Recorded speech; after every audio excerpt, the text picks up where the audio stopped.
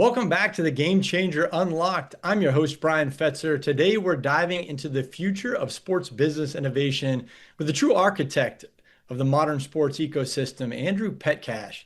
He's the founder of Profluence Sports, a community-led association built on education, access, support, really to empower founders, investors, and executives in sports. I'm so excited to dive in with Andrew. And we're going to talk, really about navigating through kind of a fragmented sports industry without really a central hub of collaboration. That's kind of where Andrew's story kind of puts forward. Andrew, thank you so much for joining us today. Thanks, Brian. Great to be here and excited to have this conversation. Long overdue.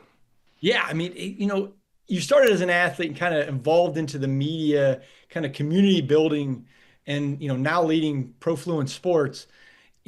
What are some key experiences that kind of shaped your decision to kind of found Profluence? Yeah, I mean, it's a handful of things. Number one, you touched on athlete my whole life. Got the opportunity to end up playing basketball at Boston University, Division I school in the Patriot League. And we actually made March Madness my junior year, which was awesome. So I had a great career there. And then have been building media things on the side since I was a teenager. So built a huge YouTube channel when I was 13, and then eventually led into learning how to build websites and social media and how to gain followers and then convert that into monetization. And then eventually led to, well, I know how to build media well, and I love sports. I've gone through that, have connections there. How do we combine them and help, the next generation of sports is going through so much transformation from youth sports all the way up through pros and everything that's going on. And so anyway, that's what led to Profluence. Sports, great industry to be in. Media, I knew how to build, and then combine those things together and have we're now the official sports business association and have 1,100 members 1 year in across founders, investors, execs, and sports. So it's been awesome, a lot of fun, and still enjoying it day to day. Well, I mean, Profluence has grown, I would say, pretty quickly from a small kind of community to, I mean, now the full-fledged business association. I guess it's PSBA. Would that be right? Um, what catalyzed kind of the momentum for that? Yeah, I mean, it was two things. Number one, me on the media side, just being able to be in front of everyone every day, right? And that's the advantage of having your own content, hitting people with podcasts and newsletters and social media. It's like they can't. I get on calls all the time, like, oh, I've heard your voice so many times, and I feel like I see you everywhere. And so creating that familiarity, that trust, and then building that reputation. And then my co-founder is very good at the people side. And so we've run a lot of in-person events as well and bring people together and view the association, which it is, as a people product. And now we continue to layer on the tools and products and services on the back end of it all. But the catalyst has just been people first, add value 99% of the time, and then figure out with that extra 1% how to make it a business, which so far so good. We've done pretty successfully. Well, I mean, you see so many different kind of areas of sport. What do you think the biggest challenge is that sports founders or investors face today? What is that? Yeah, I mean, there's a handful of challenges, but I'd say the biggest one, and this goes across everything in sports, and this was even something I'll pull it back to even Profluence, and when we were starting and thinking about is everything's so fragmented. You can see this across not only every vertical of sports, so when I say vertical, I'm talking about, there's betting and then there's fan engagement and then there's wearables and, the list goes on and on. And then when you go horizontal and you have also youth sports and college sports and then everything in between and pro sports, everything's fragmented. And so for us, it would have been easy to pick one. Hey, we're going to go all in on youth sports or we're going to go all in on pro sports. But it was how do we be super broad? And so I'd say we're in the 99th percentile of basically every category. You can show up and talk about concussion technology or cricket or, emerging flag football, whatever it is, we can have a great conversation with you. which is the big opportunity for us, but it's also the challenge just to stay on top of everything. And you see that across all sports and that's why there's a lot of consolidation and more capital coming in is everything's just so fragmented, which I don't think is going to last forever. It's going to condense in, and that's why sports is such a great industry to be building in currently. Well, you talked about the capital getting put into sports. I recently heard that one of the best investments you could possibly do if you are, have the wealth to do it is in the buying a protein because that value continues to go up.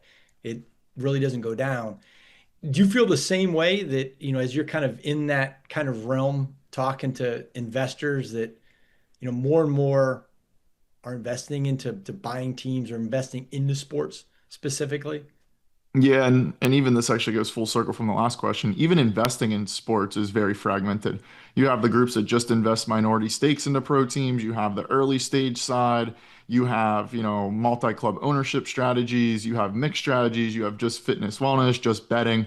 So even, on the investment side, there's so many different opportunity. Just women's sports we're seeing like groups coming together, raising capital to just put into women's teams or women's startups that are based in sports.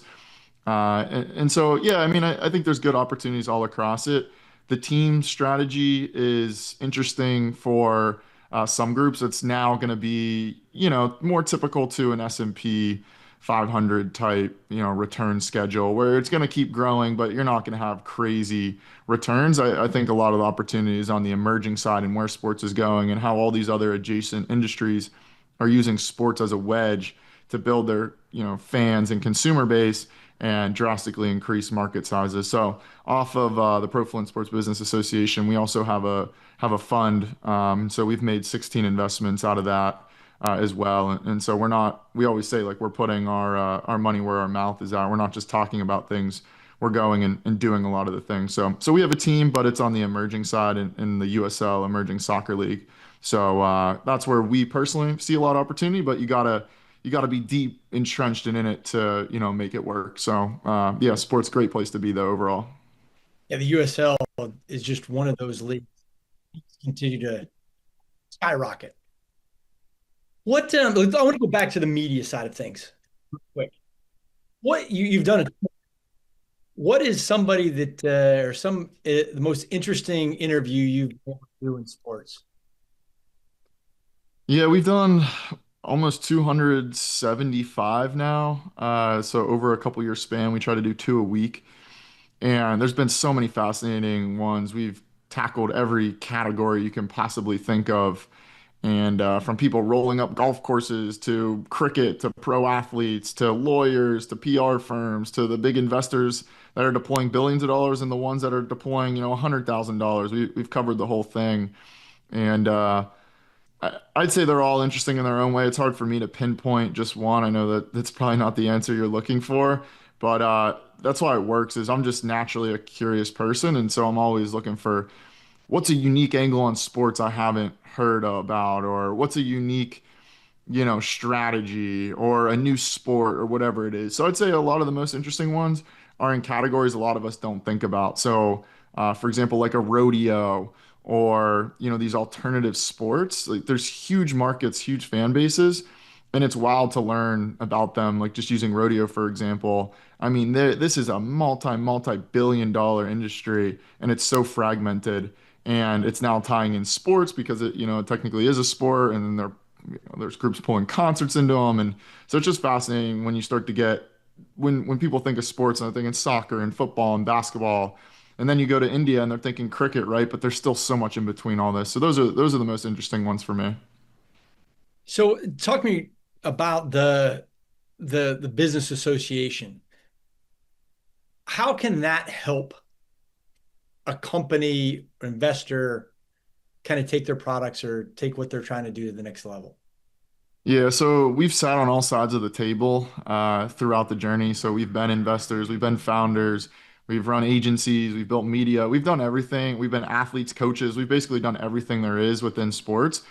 And so it was, hey, how do we build the one spot where we can not only be that group or that voice, which is, partly where this is leading over time as sports is transforming so much, but provide all the resources, the tools, the events, the networking. How do we create the all in one place for, we call it the builders in sports, right? As you mentioned, the founders, investors, execs, and everything in between. How do we give you everything you need to succeed? And so that's what Profluence has been. It started with a few things, and we keep adding more and more tools and products and resources and events and global chapters across not only the U.S. but the world.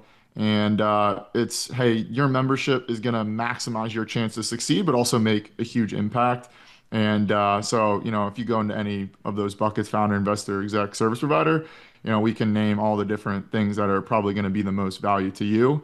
But that's what we've learned of like, hey, what do all these people need to succeed? Let's all bring it to one place. And that's what you get for being a part of the membership. And then make it super affordable as well.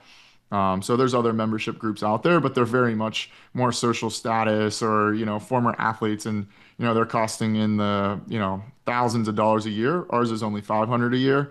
And it's, let's come build and, the case studies and testimonials we've had come out of it are incredible. It keeps you going every day just to see, just in the last week, we had two early stage companies that have been members for over a year raise a couple $1 million for their ideas. And it's, a lot of them will credit back what they've learned or who they've met through the association. So it's super cool. So, Andrew, for those who want to connect with you or learn more about Profluence or join the Association for Sports Business, where can they go? Yeah, the two main places. If you go, you can check me out on social media. LinkedIn and Twitter are probably the best places for the business side. Andrew Petcash, you should find me easily. And then profluence.com. You can learn all about, the story of Profluence and see everything that's included in the membership and, view some of our past events and tools and resources and all that stuff. So those are the two best places for sure. Andrew, thank you for joining us today and sharing your incredible journey and insights and for building, Profluence Sports into a global hub for sports business community. It's a pretty amazing venture that you've got going. And we thank you, and we're going to have you Thanks, back man. on another segment here sometime soon. That will end the show today. I'm your host, Brian Fetzer, and this has been the Game Changer Unlocked. So excited for the guests today, Andrew Petcash from Profluence Sports and Erwin McManus, author, consultant, and pastor. Such great wisdom and insight. Until the next time, keep unlocking your potential and leading with a purpose.